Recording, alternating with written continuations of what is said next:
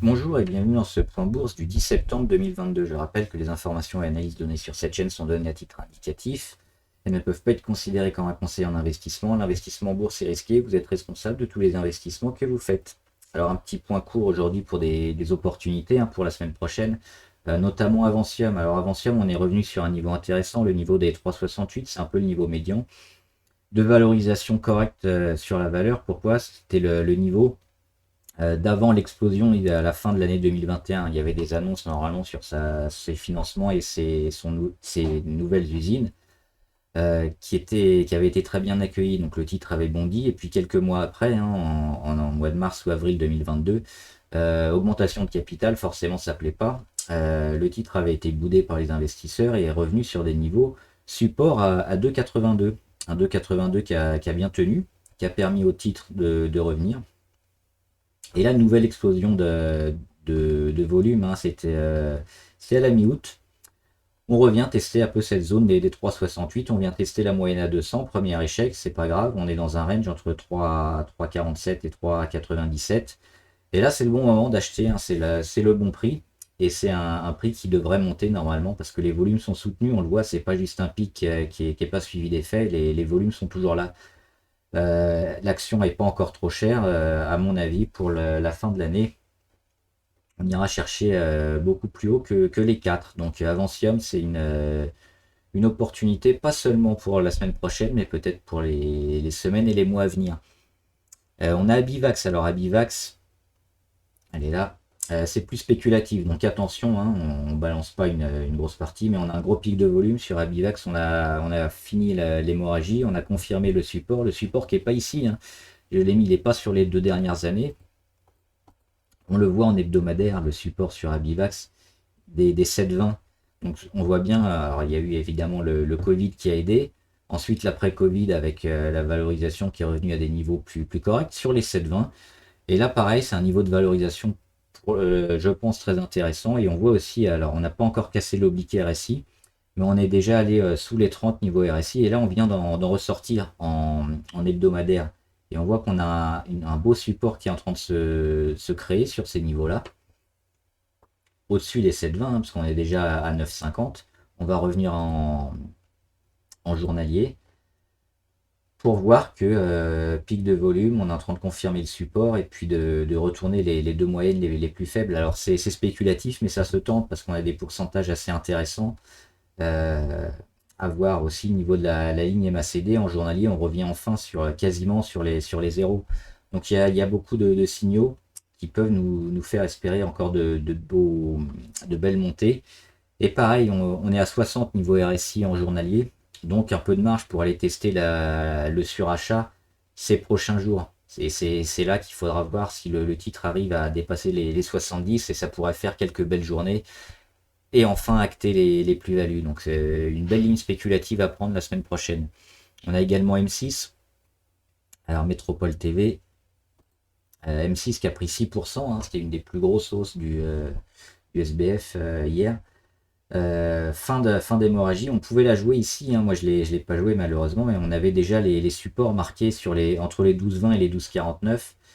On les avait lâchés de peu, on avait enfin stoppé l'hémorragie ici, et donc on avait l'alerte, c'était hier, avant-hier, jeudi 8, qu'il fallait prendre position, et après ça a explosé. On peut toujours prendre position, mais on n'aura pas une reprise en V sur M6, mais on aura certainement un début de construction et puis peut-être de choses un peu plus positives, parce que quand on prend 6%, c'est quand même pas anodin, c'est une belle hausse. Il y a des chances que quand on a des gros... Et il nous manque juste un petit pic de volume un peu plus important, ça serait bien qu'on ait eu 400 000. Là, on est au-dessous des 200 000, mais c'est quand même un peu plus important que d'habitude. Mais je pense que cette belle hausse sera quand même suivie d'effets. Donc peut-être pas très rapidement vers les 14-15, mais à moyen terme, oui, on devrait aller les chercher. Peut-être attendre un pullback sur les 12,5, mais très certainement pour les semaines à venir, M Métropole TV, ça se tente.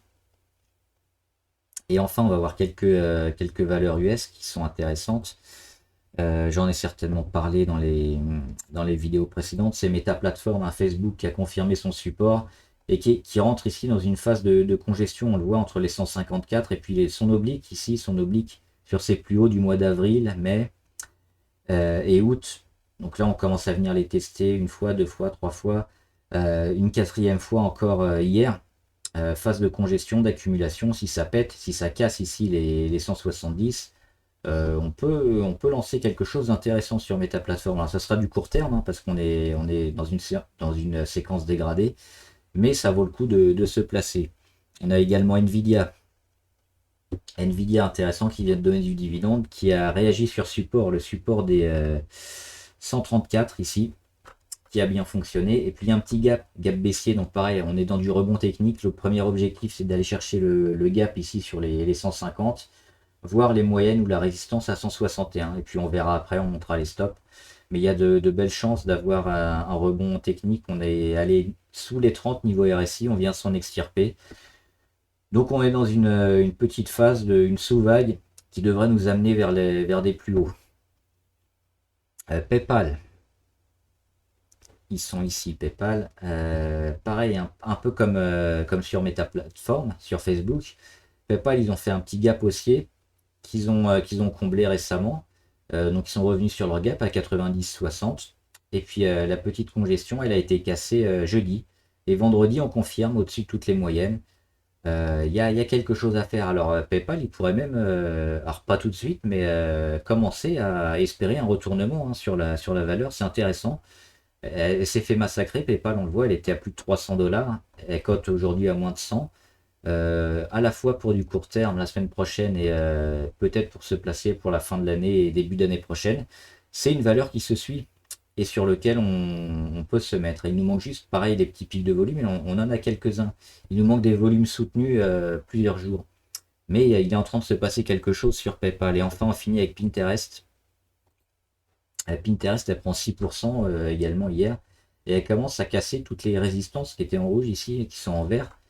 La petite résistance à 21,9, à 24,3, c'est cassé. Et puis aujourd'hui, on vient de dépasser la moyenne à 200, ce qui n'était pas arrivé depuis l'été 2021. Donc ça fait plus d'un an. Elle a corrigé pendant un gros moment. Elle a pris appui sur son support, le support des 15,8. Et puis là, elle est en train de retravailler pour s'offrir un retournement. Alors pareil, hein, on va pas avoir un retournement pleine balle en V. Ça va peut-être encore zigzaguer, mais elle est en train de mettre les bases pour quelque chose d'intéressant. Donc peut-être sur pullback. Parce que quand on vient tester la moyenne à 200, généralement il y a des petites prises de bénéfices, d'autant qu'on vient des 17,10, hein, il n'y a pas si longtemps, il y a un peu plus d'un mois. Mais c'est une valeur qu'il va falloir suivre et qui risque de monter. Pareil, les pourcentages sont importants, hein. Sur PayPal, on est à 25. Les 30, ça fait déjà du 17%. Donc c'est relativement bon. Voilà, j'espère que la vidéo vous a intéressé, vous a aidé, surtout des bonnes idées pour les semaines à venir. Vous pouvez vous abonner à la chaîne pour être au courant de toutes les vidéos qui sortent, ou partager et liker cette vidéo aussi si elle vous a aidé, si elle vous a intéressé. Et enfin, n'oubliez pas de mettre en commentaire, hein, si vous avez des valeurs que vous voulez qu'on analyse. On le fera ici graphiquement, ou aussi des questions sur la bourse ou le trading en général. J'y répondrai. Bon trade, salut!